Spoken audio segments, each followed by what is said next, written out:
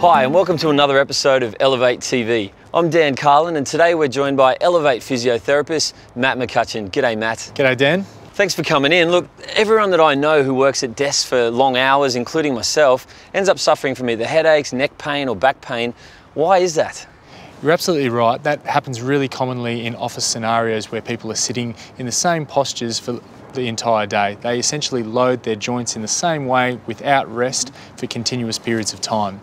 What that leads to is lengthening and weakening of the muscles in the front of the neck, tightening and overuse of the muscles in the top of the neck near the skull, which draws them into what we call a chin poked or a protracted neck posture. It's this posture that we see as being the major reason behind people developing things like headaches, neck pain, muscle tightness, disc bulges, nerve root impingements, fatigue, and just a lack of being able to concentrate towards the end of the day. Okay, so is there a simple way we can test ourselves out to see whether we've got this forward head posture or not? Definitely. I mean, the key thing that we're looking at here is people's ability to be able to glide their head horizontally backwards into what we call retraction. Okay, so if you just put your hands together and sit your thumb up on your breastbone there, what we want to see happen is that you've got an equal amount of retraction going backwards that you do protraction going forwards. Okay. So try that out for me. We want to make sure also that you don't tip your head up or down. Okay, so I'm just pushing my head forward? Yep. And going backwards. Okay, so what we can see there is that you're fairly restricted going backwards, and that's because you've got pretty lousy sitting posture, Dan. So if we fix that up for you by giving you a little curve in your back, elevating your chest, drawing your shoulder blades in, and have another look at that, it's far better.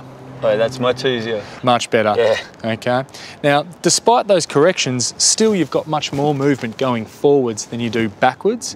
And when that's the case, it's easy to see how people get stuck into this forward poke posture and develop that postural syndrome that we spoke about before.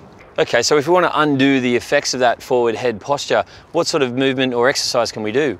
It's really important that you pay close attention to developing that correct sitting posture first. So gently arch through the lower back, elevated through the chest, shoulder blades back, hands on your chest, and retracting that chin back as far as you can, really emphasising that retraction range of motion. Yeah.